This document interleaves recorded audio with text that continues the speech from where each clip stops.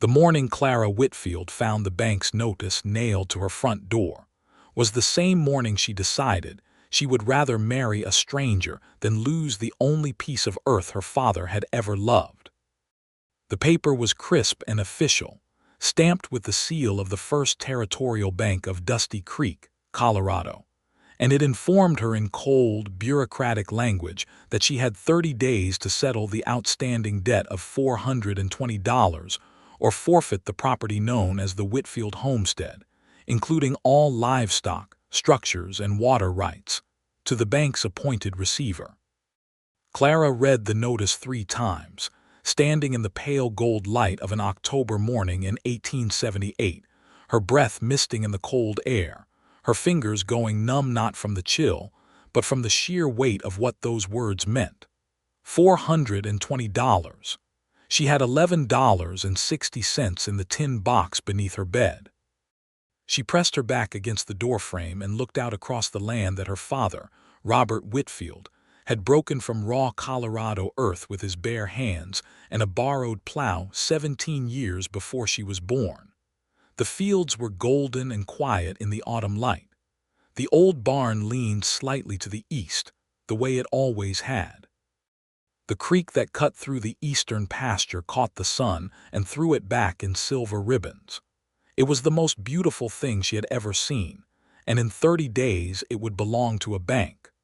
Clara was 23 years old, and she had been running this farm alone for 2 years, ever since her father's heart gave out on a Tuesday afternoon while he was mending fence line in the south pasture. She had buried him under the cottonwood tree he had planted the year she was born, and she had kept going because keeping going was the only thing she knew how to do. She had managed the cattle, negotiated with buyers in town, replanted the winter wheat, and stretched every dollar so thin it was practically transparent. But a drought that summer had killed the wheat crop, and then she had lost 3 cattle to a river crossing accident, and then the bank loan her father had taken out 4 years ago had come due with interest, and the numbers simply did not add up anymore. She folded the notice and tucked it into the pocket of her apron.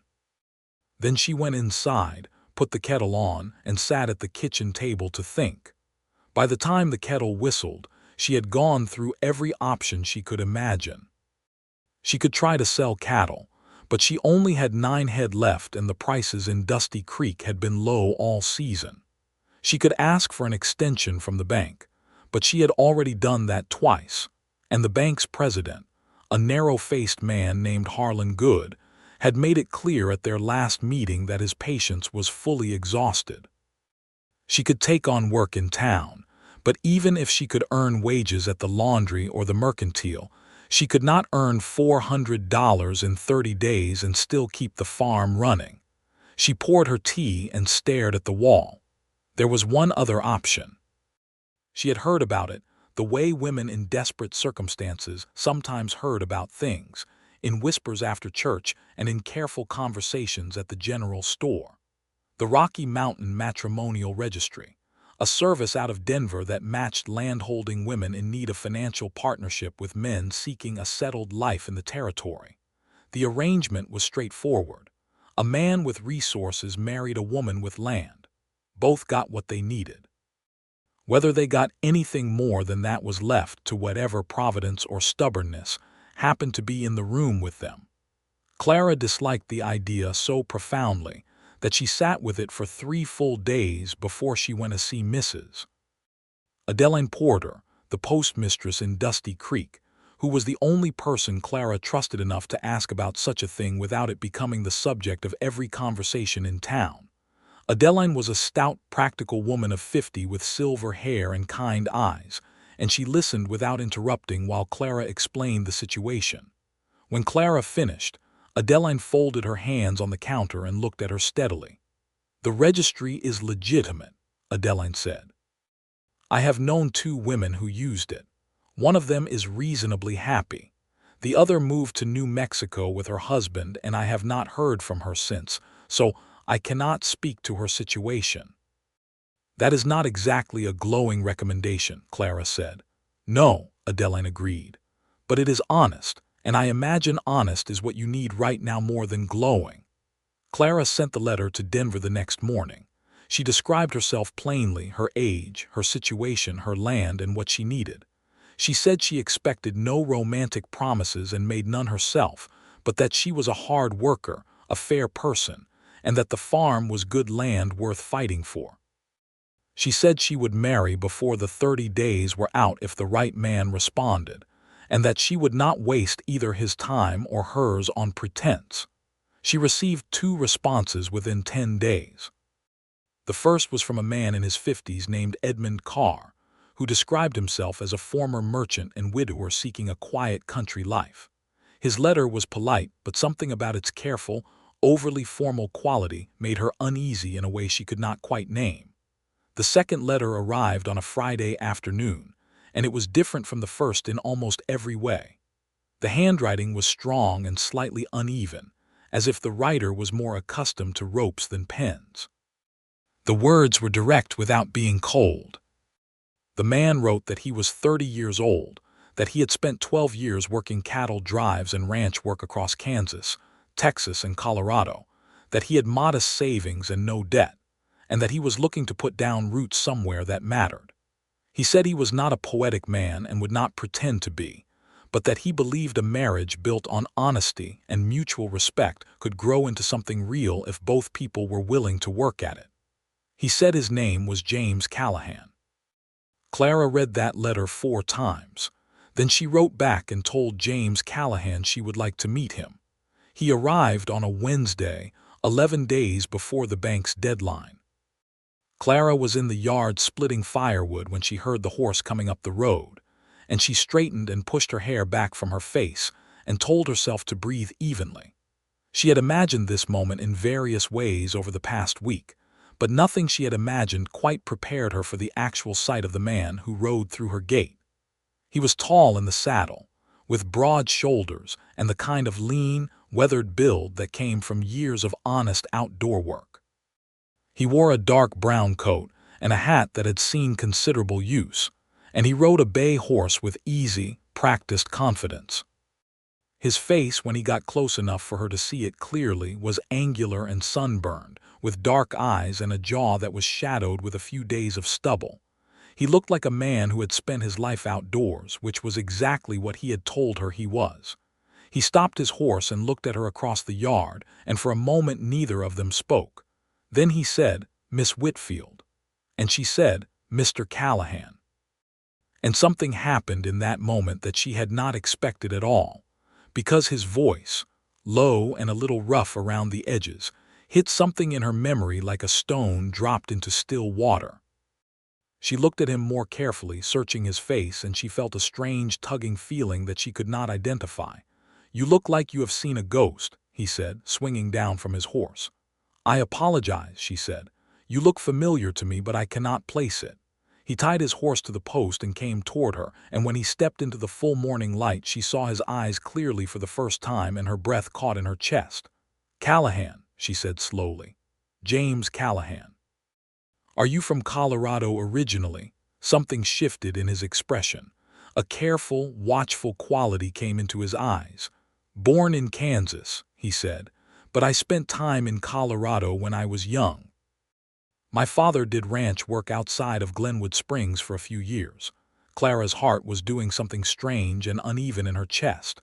"What years?" He studied her face with the same searching quality she had been directing at him. "I was about 12, 13, around 1860 or 1861. We moved here from Glenwood Springs," she said quietly. "My father worked that same range. I was 7 years old." The recognition hit them both at the same time, and it was like watching a lamp come on in a darkened room. James Callahan took one step forward and his eyes went wide, and Clara pressed her hand over her mouth because she suddenly, absolutely knew why he was familiar. "Jamie," she whispered. "Jamie Callahan, you used to let me follow you around the creek looking for crawfish." His face cracked open into an expression that was half disbelief and half something much warmer.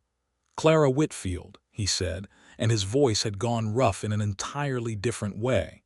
"Robert Whitfield's daughter. You had pigtails and a red ribbon." "I lost that ribbon in the creek," she said, and then she laughed, a startled, slightly breathless sound. Because of all the things she had imagined about this arrangement, this had never been among them. "You cried for a week," he said. "I did not cry for a week. You cried for 3 days, and then you asked my father to dive in and find it." "Your father was very kind to try," she said. They stood there in the October morning looking at each other, and the awkwardness of the situation, that she had advertised herself as a woman who needed to marry for practical reasons, and he had responded to that advertisement, was still very much present, but it was now layered over with something else entirely. Something that made the whole situation both more complicated and, in some way she could not yet articulate, less frightening. "Well," James said at last, his hands going to his coat pockets in a gesture she recognized as habitual, "this is not what I expected." "No," she agreed. "It is not what I expected either." He looked past her at the farm, taking it in slowly, and she watched him look at it the way she always looked at it herself, with attention, with assessment, but also with something like appreciation. He saw the leaning barn and the good pasture and the creek catching light in the east, and his expression was thoughtful and serious. "Your father's place," he said. "Yes. He was a good man." "The best I ever knew," she said, and her throat tightened briefly before she controlled it. James turned back to her. "I read your letter carefully, Miss Whitfield, every word of it, and I answered it honestly. Whatever this situation is, I will not pretend it is something it is not." "I appreciate that," she said. "I was not looking for pretense. But I also want to say clearly that I am aware this is a strange beginning." "It is an unusual beginning," she agreed. "But then most things out here are." He almost smiled. It was a small, restrained thing that went to one corner of his mouth and stayed there for just a moment before settling into something more measured. "Would you show me the property?" They walked the farm for an hour and a half, and Clara showed him everything without softening it.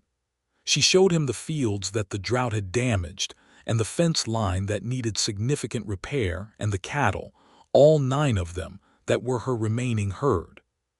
She told him the exact financial situation without omitting a single uncomfortable number, because she had decided before he arrived that she would not begin anything with deception, not even the comfortable kind that people use to make difficult situations easier to swallow.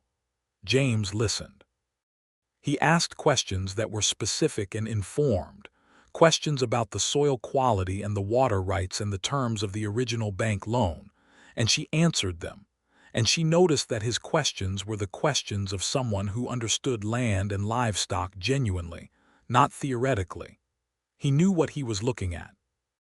When they came back to the yard, he leaned against the fence and looked at the mountains that rose blue and enormous to the west. "The land is good," he said. "The debt is manageable if the operation is run right. You have been running it alone, and that is the problem. This is not a one-person farm." "No," she said, "it is not. It was your father's farm." "It is mine now," she said, and her voice was quiet but absolutely firm.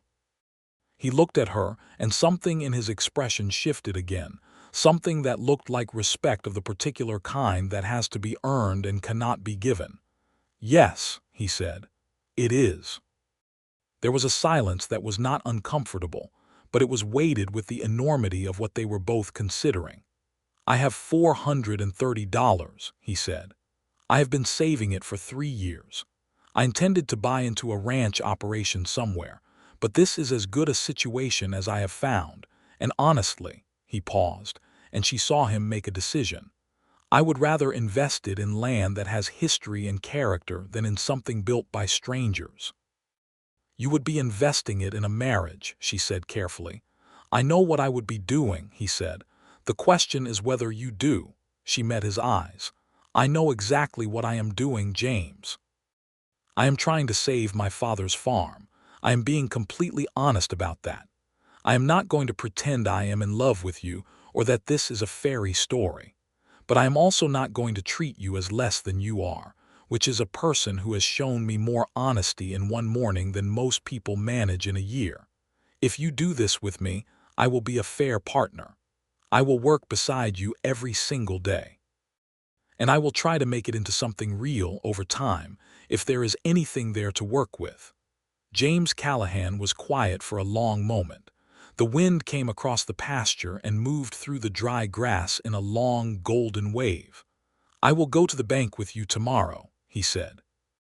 "We can speak to the county judge about the marriage license on the same trip." Clara nodded.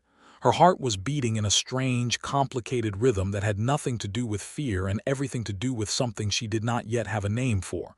"Thank you," she said. "Don't thank me yet," he said. "We have a lot of work ahead of us." "I know," she said. "I am not afraid of work." He looked at her steadily. "No," he said. "I did not think you were."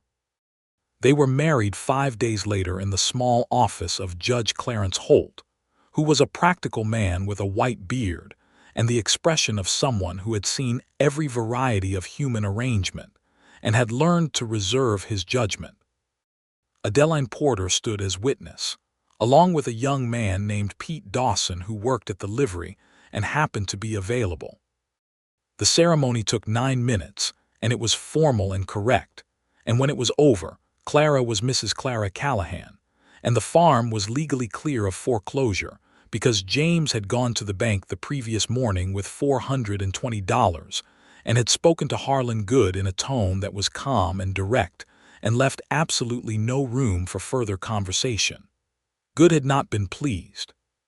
He was a man who had extended credit to Robert Whitfield partly as a favor and partly because he had expected, over time, to acquire the water rights that came with that property, and the arrival of James Callahan had disrupted that expectation considerably. He had counted the money twice and then looked at James with cold dislike. "You are aware," Good had said, "that there are other liens the bank holds on the surrounding land, and that the Whitfield property will be surrounded by bank-controlled land on 2 sides once those are settled." "I am aware," James had said pleasantly, "that a man's land is his own business and nobody else's, Mr. Good, and I am also aware that the law in this territory agrees with me on that point. Is there anything else you need from me today?" Good had said there was not. James had left the bank and gone to see Clara, and he had told her about the exchange, and she had said quietly, "He has wanted this land for 3 years. My father refused to sell. He kept extending the loan because he thought eventually the debt would be too much." "He was close to being right," James said. "But he was not right," Clara said. "No," James said, "he was not." The first weeks of their marriage were careful and a little formal, in the way of 2 people who know each other from a shared memory but are essentially strangers to each other's daily selves. They had divided the house practically. James slept in the small room off the kitchen that had been used for storage. Clara slept in the main bedroom. They had not discussed this arrangement. It had simply organized itself the first evening, when James had begun carrying his bedroll toward the storage room and Clara had said nothing to stop him, because she had not known what to say and was not certain what she wanted. The days were full from before dawn until after dark. There was no shortage of work to fill them. James threw himself into the repair of the farm with a focused, unhurried energy that Clara found both impressive and quietly moving. He rebuilt the fence line in the south pasture in 4 days, working with methodical precision, and the result was solid and good and would last years. He assessed the remaining cattle and told her honestly that they had 2 animals that would not survive the winter and should be sold before they lost further condition, and she agreed with his assessment because it was correct. She, in turn, taught him the particular rhythms of this specific piece of land, the places where the soil was richest and where it was thin, the spring that fed the north pasture that most people did not know about, the way the weather moved in from the mountains, and how you could read it 2 days in advance if you knew what to look for. She had grown up on this land, and she knew it the way she knew her own face, completely and without effort. Sharing that knowledge was something that felt strangely intimate, more intimate in some ways than she had expected. They talked over dinner most evenings. At first their conversations were practical, about the farm and the work and the plans for the winter wheat that they needed to plant soon if it was going to take. But gradually, as the days turned and the work settled into rhythm, the conversations expanded. She told him about her father and the years she had watched him build the farm from nothing, and he told her about the years after his family had left Colorado, the cattle drives he had worked since he was 16, the places he had been, and the things he had seen. He told her about the drives up from Texas along the Kishom Trail and the long weeks in the saddle, the storms and the river crossings and the particular loneliness of being a man without a place to belong to. "Why did you keep doing it?" she asked one evening, when the first frost of the season had painted the windows white and they were sitting at the kitchen table with coffee between them. "If it made you lonely." He turned his cup in his hands. The lamplight fell across his face and she was aware, not for the first time, of how good-looking he was in an understated, unself-conscious way. "Because for a long time I did not know what else to do," he said. "And because a man with no land of his own does not have a great many other choices." "You could have settled anywhere," she said, "with what you had saved." "I could have," he agreed, "but settling somewhere just to settle somewhere seemed worse than keeping moving. I wanted it to mean something when I stopped." She looked at him across the table. "And does it," she asked, "mean something?" He met her eyes, and the directness in his gaze was something she had come to recognize as characteristic of him, the quality of a man who did not flinch from honest questions. "More than I expected," he said. "Yes." She looked away first, at her coffee cup, and she was aware of a warmth in her chest that was not from the stove. The weather turned cold in earnest through November, and the work shifted to winter preparation. Stacking the wood James and Clara had spent 2 weeks cutting, sealing gaps in the barn, getting the winter wheat into the ground before the first hard freeze locked the soil. They worked side by side in the fields, and Clara was struck repeatedly by the ease of working with him, the way they had fallen into a rhythm that did not require constant negotiation. He was not the kind of man who assumed he knew better than she did about her own land. He watched, he asked. He offered his own perspective, but he did not override her. There was an afternoon in early November when they were working together in the barn, mending tack and preparing the feed storage for winter, and Clara reached across him for a piece of leather and their hands brushed, and neither of them moved away immediately. They both went still for a moment, her hand near his on the workbench, and then she drew back and returned to her work, and he did the same, and neither of them spoke about it. But something had shifted, and they both knew it, and neither of them knew quite what to do with the knowledge. The shift declared itself in small ways over the following days.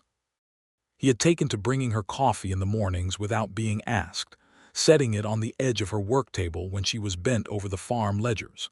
She had begun leaving the warmest spot by the fire for him without thinking about it. They told each other small things, observations about the day, things that had no practical purpose but that felt necessary to share. A red-tailed hawk she had seen hunting over the south pasture. The sound the creek made when the temperature dropped just below freezing, like distant bells. Things you told someone because you wanted them to have seen what you had seen, to have heard what you had heard. The trouble with Harlan Good came to a head in late November, and it came from an unexpected direction. Clara was in town at the Mercantile when she overheard a conversation between Good and a man she did not know, a heavy-set man in a city coat who did not belong in Dusty Creek. They were speaking in the back corner near the stove, and she caught only fragments, but the fragments were enough. Good's name. The Whitfield Water Rights. A survey he had apparently commissioned. A legal argument about the original boundary lines of the property that, if pursued, could put the creek, the essential water source for the entire eastern pasture, outside the Whitfield property line. Clara walked home in the cold with her purchases and thought very carefully about what she had heard. That evening she told James. She sat across from him at the table and told him exactly what she had overheard, word for word, because she believed in precision, and she believed he deserved complete information. He listened without interrupting, his expression going still and controlled in a way that she had learned meant he was thinking hard. "He is going to challenge the boundary survey," James said when she had finished. "It appears so. Do you have your father's original land grant documents?" "Yes, in the trunk in the bedroom." "Get them," he said.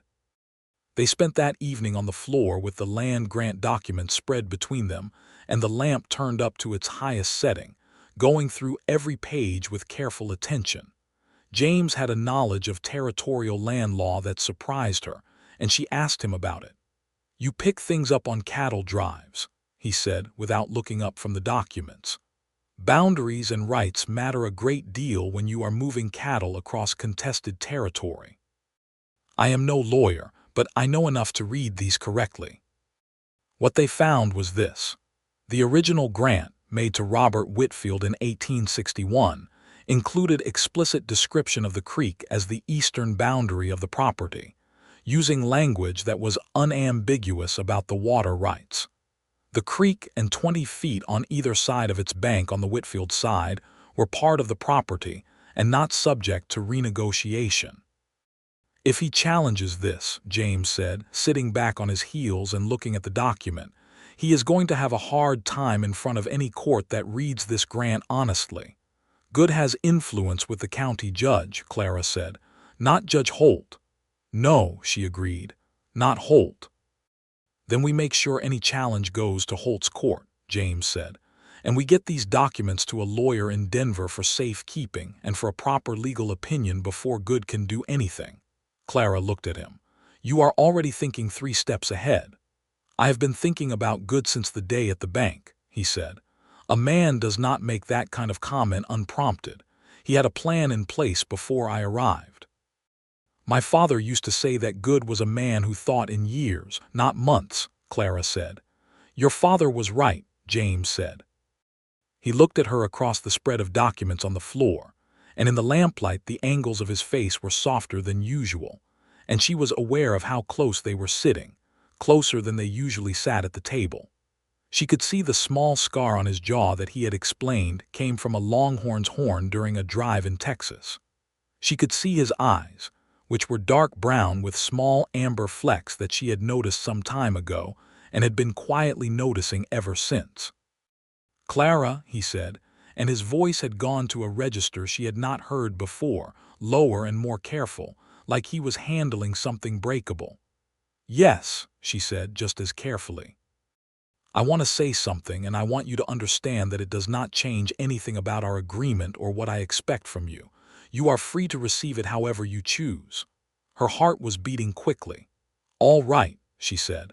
"I did not come here expecting anything beyond what you offered in your letter," he said. "An honest partnership and a fair arrangement. That is what I agreed to, and I meant it. But I need to be honest with you, because honesty seems to be the thing we do best, and I find that I am not experiencing this as only an arrangement." The lamplight moved between them and the fire settled in the stove, and outside the wind moved through the cottonwood tree. "What are you experiencing it as?" she asked. He held her gaze steadily. "As something I did not know I was looking for," he said, "and something I do not want to get wrong." Clara was quiet for a long moment, and she thought about who she was and who he was, and about the morning he had ridden through her gate and how something in her had recognized him before her mind caught up, and about every evening at the table and every morning when the coffee appeared without asking, and every moment in between. "I am not experienced in this," she said at last. "In whatever this is, I have been too busy running this farm to think about much else for 2 years." "I know," he said. "But I think," she said slowly, feeling her way through the words like she was walking unfamiliar ground in the dark, "that I am also not experiencing this as only an arrangement." The expression on his face was something she wanted to hold on to, something open and vulnerable in a way that he was usually not, that she suspected he was not with almost anyone. "Then we are in the same place," he said. "We are in the same place," she agreed. He reached across the documents, and she thought he was reaching for a paper. But he stopped with his hand near hers and looked at her with a question in his eyes. and she turned her hand over and he took it, and his hand around hers was warm and rough and certain, and they sat there on the floor of her father's kitchen in the lamplight with the land grant documents between them and the sound of winter outside, and Clara thought that she had never felt less alone. They rode to Denver in the first week of December, a 2-day trip in cold weather, to see a lawyer named Thomas Beaumont, who came recommended by Adeline Porter as a man of both competence and honesty, which she said was rarer than it should have been. They took the original land grant documents rolled carefully in oilcloth and carried in Clara's saddlebag. Beaumont was a thin man in his 40s with spectacles and quick, intelligent eyes, and he read the documents for 20 minutes while James and Clara sat across from his desk in straight-back chairs. When he looked up, his expression was satisfied. "These are unambiguous," he said.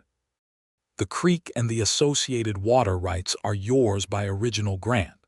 A boundary challenge would require not only a resurvey but a legal argument that the original grant was made in error, which would be difficult to sustain.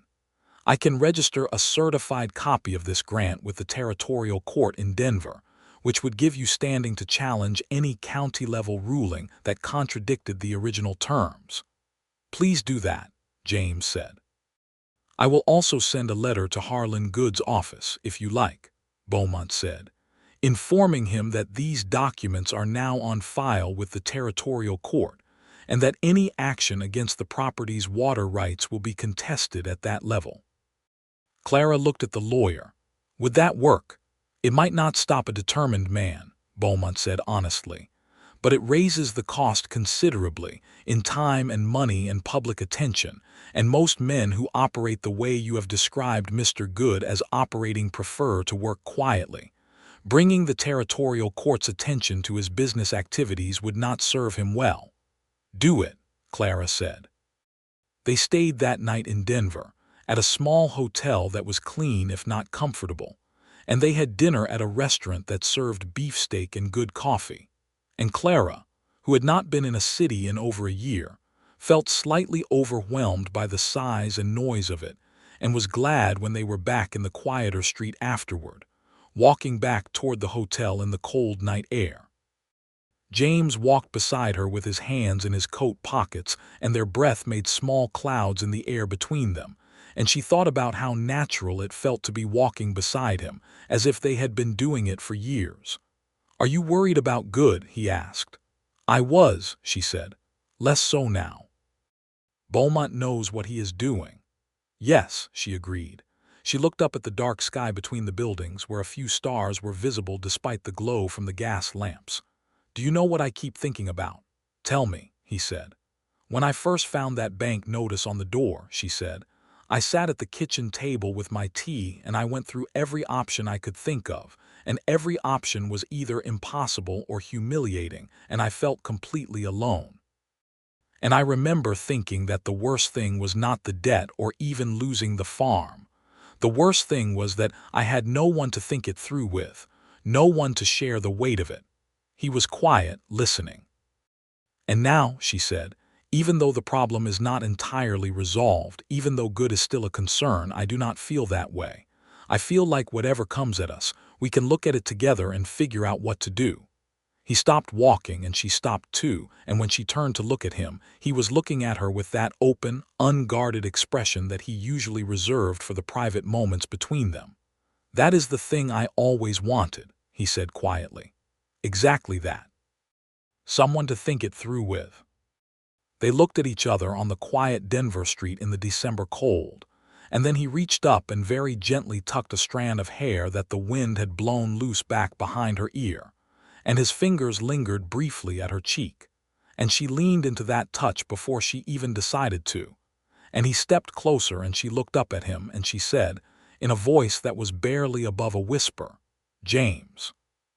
He kissed her there on the street in the cold night, a careful, honest kiss that was exactly like the man himself, not demanding anything but entirely sure of what it was, and she kissed him back and her hands went to the lapels of his coat, and when they drew apart she found she was smiling. "We are very strange," she said. "We are," he agreed, and he was smiling too, the full version of the smile she had been seeing pieces of for weeks, and it entirely changed his face. They rode home through the first snow of the season, which came down in soft, light curtains that turned the world white and quiet, and they talked the whole way about everything and nothing, about the farm and Denver and the years between Colorado when they were children and now, filling in the gaps of each other's histories with a warmth and a willingness that felt like it had been waiting for exactly this moment to be allowed to exist. The winter settled in fully through December and into January of 1879, and the farm went into the quiet, inward-turning rhythm of the cold months. The cattle were in the lower pasture, where the shelter was good. The winter wheat was in the ground and waiting. The work was steady but less frantic than the autumn had been, and this slower pace allowed something between James and Clara to breathe and grow at its own rate. Good's lawyer sent a letter in mid-December that was carefully worded and legally cautious, essentially withdrawing the boundary challenge without explicitly admitting there had ever been one. Beaumont sent a copy of the territorial court registration and a note that said simply, "As anticipated." Clara showed it to James and then put both letters in the trunk with the land grant documents, and that was, as far as either of them could tell, the end of Harlan Good's particular ambitions regarding their property. She had begun thinking of it as their property without realizing she had. It was a small shift in language that meant a great deal. James moved out of the storage room in early January, and this too was something that did not happen dramatically but simply and naturally, as part of the gradual reordering of their daily life. There was a conversation, honest and a little shy on both sides, that produced an outcome they both wanted and that neither of them had been quite certain how to propose. And then it was done, and the farm had a different quality to it after that, something warmer and more complete, like a circuit that had finally closed. They lay awake that first night talking, because there was something about the dark and the warmth and the closeness that made conversation flow differently than it did in the daylight. And Clara told him things she had not told anyone, about the fear she had felt when her father died, and the way she had spent the first week unable to go into the south pasture at all, because she could not look at the cottonwood tree. And he told her about the nights on cattle drives when the sky was so enormous above you, and the land so vast in every direction that you felt genuinely small in the way that was both terrifying and strangely peaceful, and the way he had spent years chasing that feeling of peace without the terror, and how he was starting to think he might have found it. She fell asleep with her head on his shoulder, and when she woke in the morning, he was already up and she could smell coffee from the kitchen, and she lay still for a moment in the winter light and felt something settle in her chest with a completeness that she recognized, after a moment, as happiness. The winter wheat came up green and strong in February, pressing through a light snowfall with the determination that good winter wheat had when the soil was right, and the planting had been done at the proper time. Clara stood at the edge of the field one morning and watched it come and felt the particular joy that was specific to growing things, the joy that had been her father's and that she had inherited along with the land. James came to stand beside her, his coffee cup in his hand, looking at the field. "Your father knew what he was doing when he chose this land," he said. "He spent a summer riding through the territory before he settled here," Clara said. "He looked at 30 or 40 parcels. My mother said he drove her completely mad going on about soil composition. She sounds like a practical woman. She was. She died when I was 9. He reached over and took her hand, not dramatically, just quietly, and they stood together at the edge of the field and watched the wheat come up through the February snow. There was a morning in March when Pete Dawson, the young man from the livery who had witnessed their marriage, came riding up to the farm in a hurry with news from town.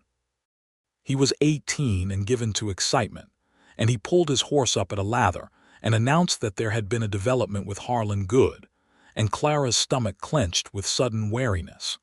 But the development was not what she feared.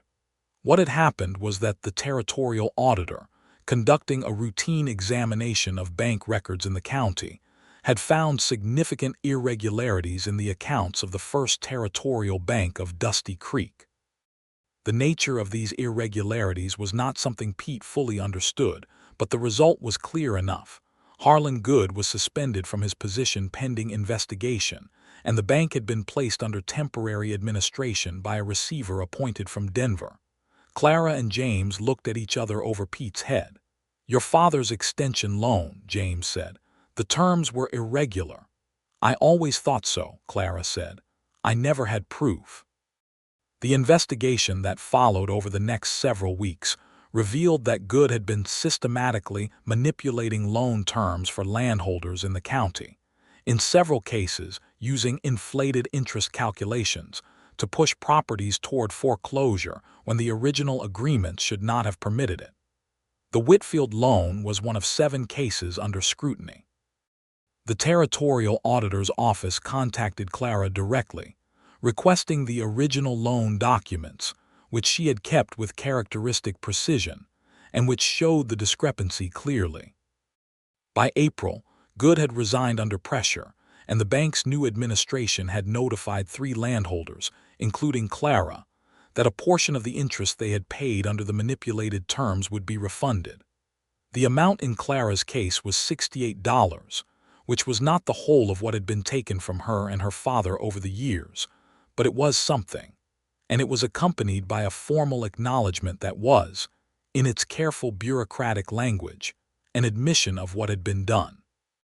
Clara read the letter at the kitchen table with James beside her, and when she finished, she set it down carefully and pressed her hands flat on the table. "He planned to take this farm," she said. "Yes," James said. "He extended the loan and manipulated the terms so that we could never quite get clear of the debt. Yes. For 3 years he did that to us. Yes." She was quiet for a moment, and then she said, "I am glad he is gone. I am glad the land is safe. I am glad we are here." She looked at James. "And I am glad you answered my letter." He looked at her with those amber-flecked eyes that she had now spent months watching in all kinds of light, and he said, "So am I, Clara, more than I know how to say." She leaned across and kissed him, brief and warm, and then she folded the letter and put it in the trunk with the other documents, and she went back to the farm ledgers because the spring planting season was on them and there was a great deal to plan. Spring came to the Whitfield, now Callahan, property with enthusiasm. The winter wheat was strong and the field smelled of turned earth and possibility. James had spent the late winter months planning an expansion of the cattle operation, and he had made 2 careful purchases at the spring livestock sale in Dusty Creek that added 6 good animals to their herd, bringing the total to 13, which was not yet a large operation, but was a sound one with room to grow. Clara had begun negotiations with a grain buyer out of Pueblo who had expressed interest in a regular purchase agreement for their wheat harvest, which would give them a stable income stream that was less subject to the fluctuations of the spot market. She had done this herself, writing the initial letters and conducting the first meeting with the buyer's agent, and James had read the draft agreement and offered one suggestion about the payment terms and otherwise told her it was well done. "You could have been a merchant," he said, reading the final agreement. "I am a farmer," she said, "but farmers who cannot do business end up in trouble, as I have reason to know." "Fair point," he said. They hired a hand for the spring season, a young man named Abel Torres who was 19 and had been working odd jobs around the county since his family's homestead east of town had been abandoned 2 years before. He was a good worker, quiet and careful, and he had a natural way with the cattle that James recognized and appreciated. He told Abel directly that if he worked well through the season, there would be a permanent position for him, and Abel had looked at him with careful eyes and said he would do that. Clara noticed that James paid Abel fairly and on time without prompting, which was not as common as it should have been in the territory, and she thought about the conversation she had had with Adeline Porter once about the men who came through, and the way they treated the people who worked for them as a clearer indicator of character than almost anything else they said or did. The summer of 1879 was kind to the farm in a way that the summer of the previous year had not been. The rains came at the right intervals. The wheat grew tall and heavy-headed. The cattle were healthy and the market price in the fall was good. By October, a full year after Clara had found the bank's notice on her door, the farm ledgers showed a balance that would have seemed impossible to her that morning. Not wealthy, not even comfortable by city standards, but solid, stable. A foundation to build on. She and James rode out to the south pasture on an October evening, the anniversary of the day almost to the week, and sat their horses on the rise that looked over the eastern fields where the last of the harvest stubble was gold in the late afternoon light. The mountains were purple and enormous to the west, and the creek caught the last of the sun in the east, and the cottonwood tree, her father's tree, was brilliant amber and red in its autumn coat. "A year," she said. "A year," he agreed. "I was standing right there," she said, gesturing toward the house, "when you rode in, and I thought, well, he is not what I imagined." "What did you imagine?" "Someone older," she said. "Someone more uncomfortable. I imagined it would be very awkward." "It was awkward," he said. "For about 5 minutes," she said, "and then you said my name wrong." "I said your name exactly right. You said Miss Whitfield in a tone that suggested you were approaching a dangerous animal." He laughed, a real and unguarded laugh that she loved because he did not laugh easily, and when he did it was genuine. "You were holding a splitting maul," he said. There was an element of uncertainty. "I am not violent," she said. "You are formidable," he said. "Which is better?" She smiled at the fields. "I am glad you thought so." He reached across the space between their horses and found her hand, and she took it, and they sat like that in the October evening looking at her father's land, at their land, while the sun went down behind the mountains and the sky turned colors that no painter had ever quite gotten right. "I want to tell you something," he said. "Tell me," she said.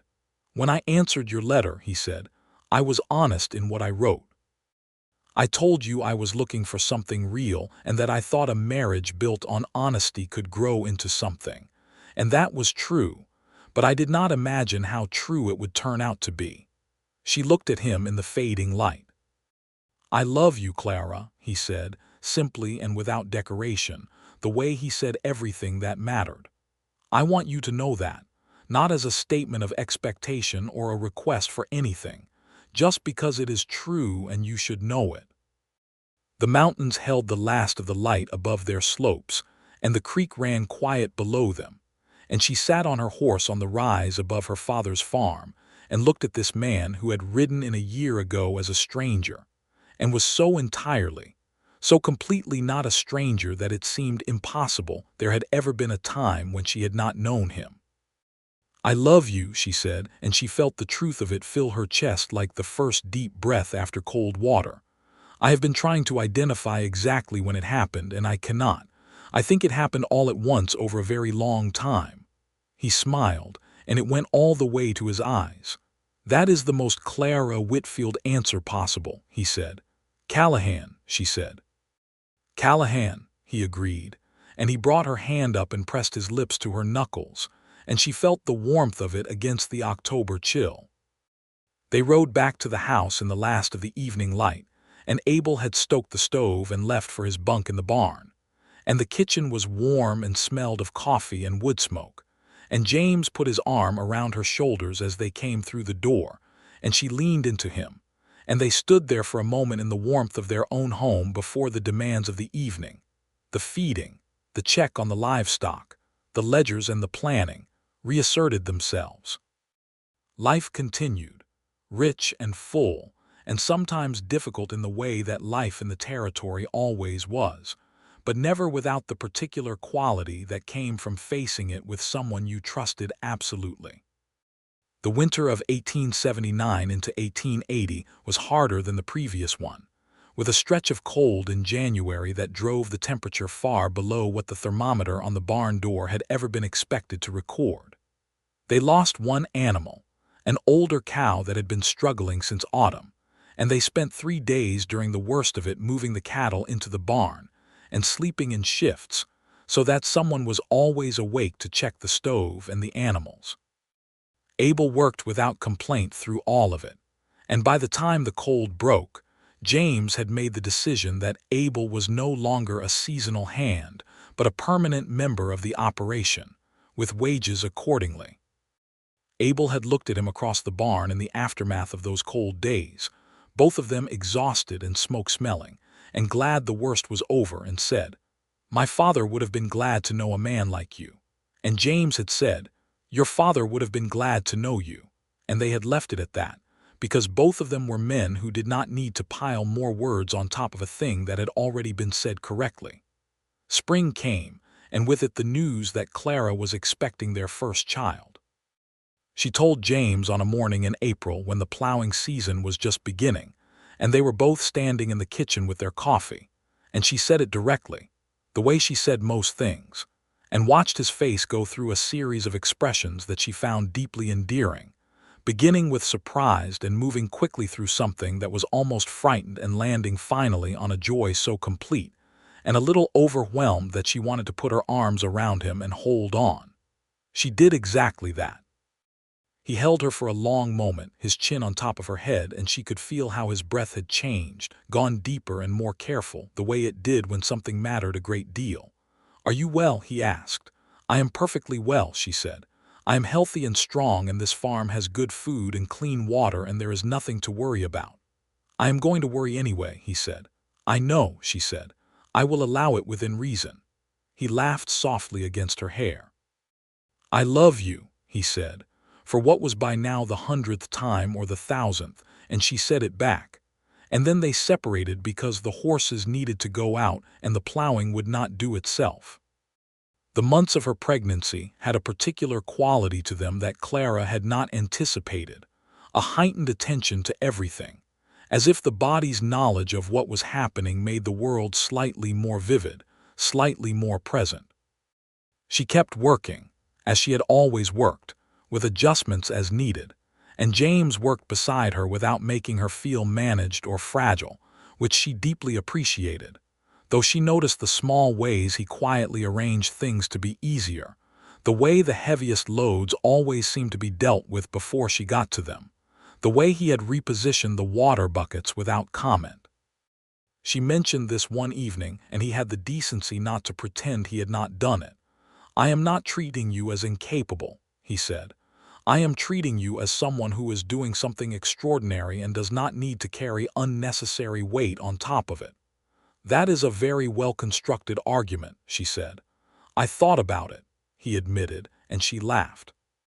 Adeline Porter came out from town twice a month through the summer, partly to visit and partly because she had delivered more babies in this county than any doctor had, and her visits were both medically practical and personally sustaining.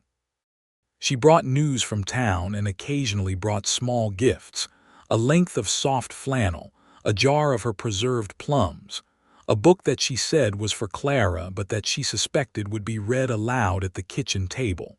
She was right about the book.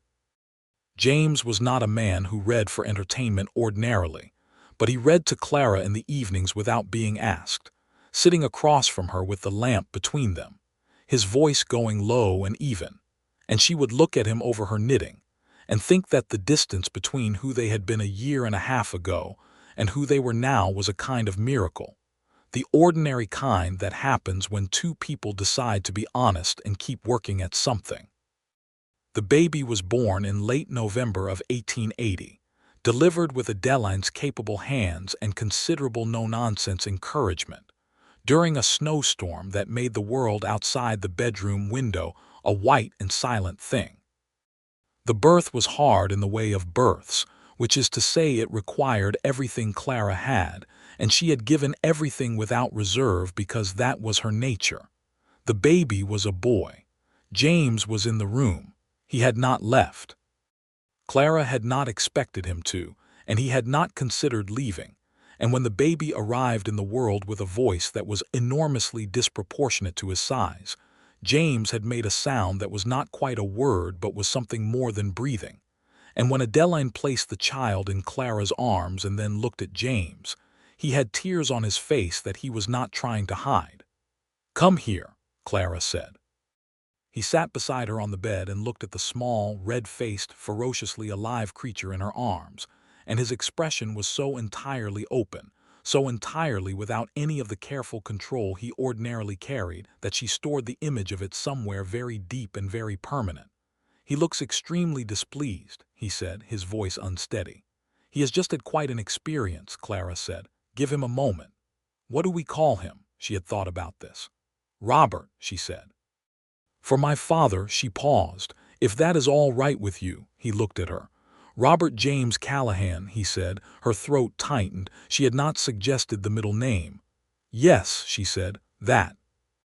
He pressed his lips to her forehead, and then very carefully, with a gentleness that she would always associate with him at his truest, he reached out and touched the baby's small hand, and the baby, Robert James Callahan, opened his hand and gripped James's finger with surprising determination. James said nothing. He did not need to. Adeline, who had seen a great many births in her time and was not given to sentiment, was nonetheless quietly occupied with something on the far side of the room for several minutes. The years that followed had the quality of something built well and maintained with care. Robert grew from a tiny, demanding creature into a small, observant boy who had his mother's precision and his father's steadiness, and a laugh that seemed too large for whatever size he happened to be at any given time.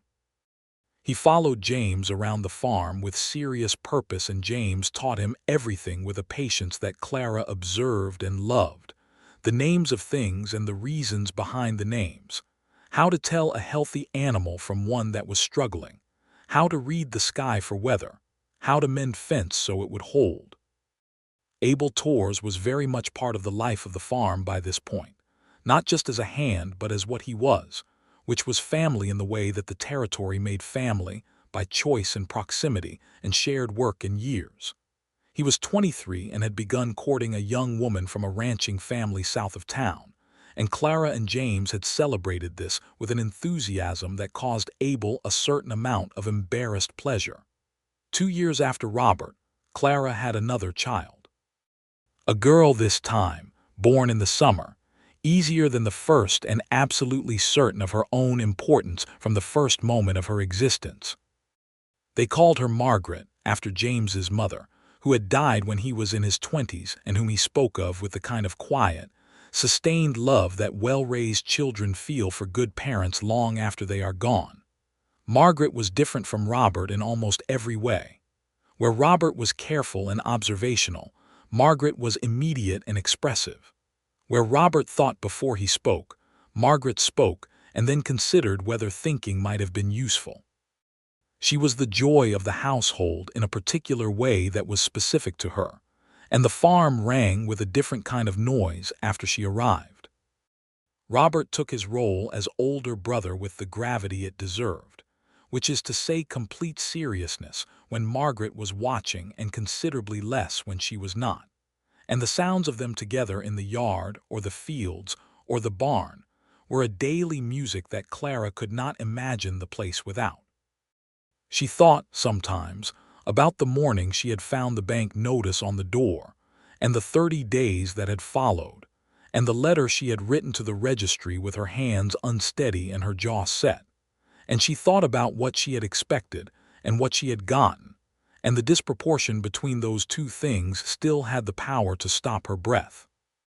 She had expected a transaction, a practical arrangement between two people with compatible needs.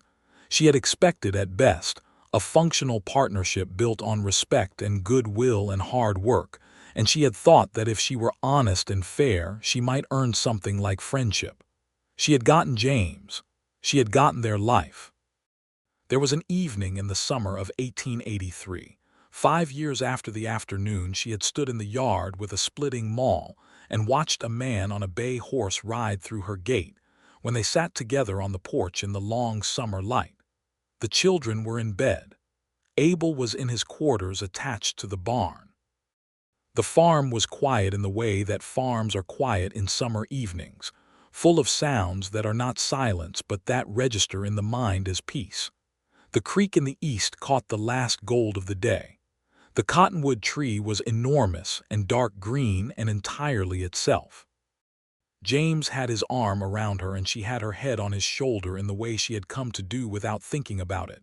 And they were not talking, which was one of the things she had come to love about him, the companionable quality of their silences, that they did not need to fill the space between them with words because they were comfortable in it. "I have been thinking," she said after a while. "About what?" he said. "About the registry letter," she said, "the one I wrote to Denver." He made a sound that meant he was listening. "I wrote it with a very specific picture of what I expected," she said, "and I was absolutely wrong about every detail of that picture." "Every detail," he said, and she could hear the smile in it. "Almost every detail," she said. "I was right about the honest partnership part, and the fair dealing, I got those." "You did," he said. "But I had not expected you to be someone I had known," she said. "I had not expected to recognize you. I had not expected it to feel like finding something I had not known was lost." He was quiet for a moment. Then he said, "I almost did not answer the letter." She lifted her head to look at him. "What?" "The registry sent me 3 listings," he said. "I was in Denver at the time, had just finished a drive. I read them all and yours was the last one. And I almost did not respond because it was in Colorado and I had some feelings about Colorado that were complicated." "What kind of feelings?" she asked. "The kind you have about a place that was home once and then was not," he said. "My father died in Colorado after we left this area. I had not been back in years. I was not certain I wanted to go back." She looked at him in the summer evening light. "What changed your mind?"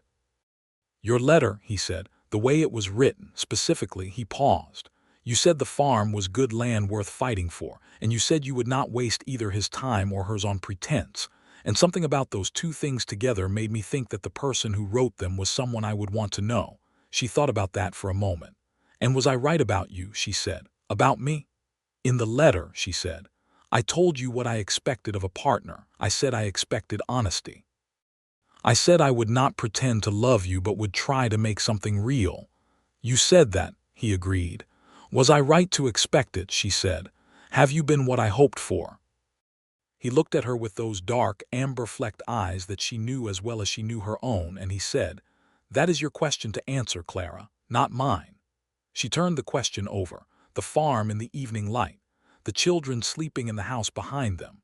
5 years of work and growing and arguments that were honest and brief and resolutions that were the same, and cold winters and good harvests and the particular daily intimacy of a life genuinely shared. "Yes," she said. "You were exactly what I hoped for, and entirely not what I expected, and considerably more than either." He pulled her back against his shoulder and she settled there, and the summer evening continued around them. "I want to plant the north field next spring," she said after a while. "The one we have been leaving fallow." "I have been thinking the same thing," he said. "We would need another hand for the season." "Abel knows someone," he said. "I was going to ask you about it this week." She smiled. "We think in the same direction." "We have had 5 years of practice," he said. The crickets had started in the grass by the creek, and the sky to the west was moving through its colors toward dark, and she thought of her father sitting in this same place in the evenings of her childhood, looking at this same sky, and she thought that if he could have seen this evening, he would have felt what she felt, which was that the land was in the right hands and the work was continuing and the family was whole. Robert was 6 that year, and already full of questions about the operation that James answered with complete seriousness, the way her father had answered her questions. She had watched them one afternoon working together in the barn, James explaining the proper way to clean and check a harness before you put it away so it would be ready when you needed it, and Robert listening with his complete and focused attention, and she had stood in the doorway without announcing herself and let the sight fill her. Margaret was 4, and in the midst of a particular phase of declaring opinions about everything with great confidence, and the opinions were sometimes magnificent. She had informed Abel at breakfast one morning that his horse needed a better name than the one it had, and had suggested 7 alternatives before Abel, who was not easily defeated but was also not foolish, had accepted one of them. The horse was now called Copper, which was in fact an improvement, and Abel had the grace to admit it. The farm continued to expand its operation carefully, which was the only way James and Clara ever did anything, not recklessly but not timidly either. They added a second barn in 1884 to accommodate the growing herd. They made a land purchase the following year, a small adjacent parcel that had belonged to an older couple who had decided to return east to be near their grown children, and this purchase extended the farm's eastern boundary further along the creek, a fact that Clara noted with particular satisfaction given the history of that particular boundary. They hired Abel's younger brother Mateo for the expanding spring work, and the Callahan farm became the kind of operation that people in Dusty Creek spoke of with respect, not because it was the largest or the most profitable in the county, but because it was well run and honest, and the people who worked on it were treated fairly and stayed. Harlan Good had left Dusty Creek entirely after the bank investigation, and no one had heard of him in years. The First Territorial Bank had been reorganized under new management and conducted its business by all accounts honestly.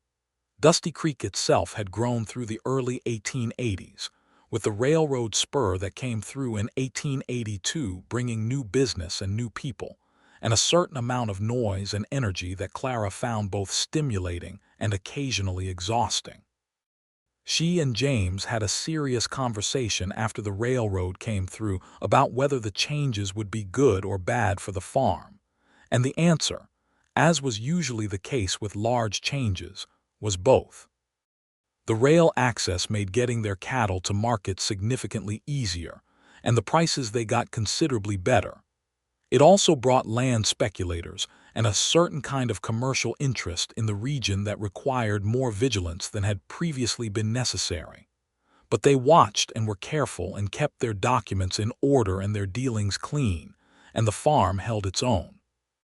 In the spring of 1886, Clara found herself again with the particular certainty of early pregnancy, and she and James received the news with the equanimity of people who had done this before and knew what it required of them, which was everything, entirely willingly. This child, their third, was another boy, born in a January snowstorm with characteristic stubbornness, arriving in the world just ahead of a blizzard that then settled in for 3 days and made the world outside the windows a roaring, beautiful white. They called him Thomas, and he was from his first weeks a large, placid, interested baby who regarded the world with calm curiosity and slept with an enthusiasm that was the subject of considerable gratitude. Robert, who was 9 when Thomas arrived, appointed himself a position of authority in his brother's life that Thomas would eventually outgrow, but that was, in the meanwhile, earnest and sweet. Margaret, who was 7 and had no interest in delegating any of her authority to anyone, regarded the new baby with cautious affection that gradually became the particular older sister relationship she developed with Thomas, which was equal parts bossy and protective and wholly sincere. James watched the 3 of them together one afternoon from the porch, a Saturday in March when the older children were supposed to be doing their chores but had instead organized themselves into a small expedition to the creek with Thomas in tow, carried carefully in Robert's arms and Margaret directing operations with great seriousness, and he had called to Clara, who came out with her hands still floury from the bread she was making, and they stood together watching. "Your father's creek," he said. "Our creek," she said. He put his arm around her and she leaned against him, flower and all. "You know what I think about sometimes," she said. "Tell me," he said. "How close it was," she said. "How close I was to losing all of this. Not just the land, all of it. The thing that was going to happen here. I did not know this was going to happen. I only knew the land." He held her a little closer. "And I did not know I was looking for any of this," he said. "I thought I was looking for land with good water rights and reasonable debt terms." She laughed. "That is a very romantic description of your intentions." "I was a practical man," he said. "I have been very corrupted since." By what? She asked, looking up at him. He looked down at her with those warm and certain eyes, and she knew the answer before he said it, but she liked hearing it, had always liked hearing it, never found it less than it was, no matter how many times it had been said. By you, he said. Only and entirely by you. Below them at the creek, Robert was pointing at something in the water, and Margaret was contradicting his identification of it with complete authority. And Thomas, seated on a flat rock in a shaft of March sunlight, was watching his siblings with calm interest and apparently no strong opinions, which was already characteristic of him. Clara watched them and felt the whole of it settle around her like light. The farm and the children and the man beside her, and the mountains to the west and the creek to the east, and the cottonwood tree that her father had planted the year she was born, now enormous and permanent and indifferent to anything but its own deep continued growing, which seemed right. Adeline Porter came for Sunday dinner that week, as she had done periodically through all the years since the marriage, and she sat at the kitchen table and watched the organized chaos of the Callahan household with the expression of someone who has invested in a thing early and is pleased to see the returns. "You look well," she told Clara, meaning something beyond the surface. "I am well," Clara said, meaning the same thing. "And James, as well as I have ever seen him," Clara said. Adeline looked toward the yard where James and Robert were doing something with the fence near the garden that involved considerable discussion and some minor disagreement about the correct approach. "That boy is very like his father," she said. "He has his father's stubbornness," Clara said. "His mother's too," Adeline said, without looking away from the window. Clara set down her spoon and looked at Adeline with a small smile. "That may be fair." "It is entirely fair," Adeline said comfortably. They ate dinner in the full warmth of the spring afternoon. The door opened to the yard, Thomas in his chair regarding his spoon with philosophical interest, Margaret telling Abel at some length about a story she had heard at school that week about a bear, Robert and James discussing something in low, serious tones about the garden fence, and Clara moving between the kitchen and the table with the practiced ease of someone in the middle of the life they chose.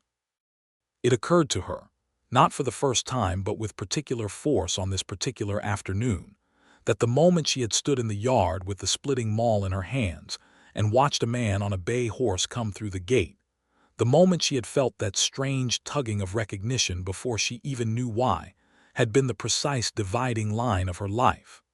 Before that moment and after it were two different countries, and she had been traveling in the better one ever since. She sat down at the table between James and Thomas, and James looked at her with a questioning glance, the way he did when he could tell she was thinking something. "Tell me," he said. "I was just thinking about that first morning," she said. "The splitting maul morning," he said. "The splitting maul morning," she confirmed. "And how I had no idea." "No idea of what?" She looked at him, at this man who had ridden in a stranger and turned out to be the opposite of one in every possible sense, who was the clearest answer she had ever received to a question she had not known how to ask. "Of what was coming," she said. "Of any of it." He reached under the table and found her hand, and she felt the warmth of it, familiar as her own heartbeat. "Neither did I," he said. The afternoon continued around them, full of noise and appetite and the small, complete dramas of family life, and the farm held them all in its warm and working embrace, solid as the earth it was built on, enduring as the love that had grown up in it, which was the ordinary kind, built from honesty and work and the daily decision to choose each other, and was for exactly that reason among the most extraordinary things that the territory had ever seen take root and flower and hold. Outside, the cottonwood tree her father had planted moved in the spring wind, its new leaves green and bright, and the creek ran clear and certain to the east, and the mountains stood in the west where they had always stood, and the Callahan farm spread out between them in the afternoon light, belonging to itself and to the people who tended it, which was everything her father had ever wanted for it, and more.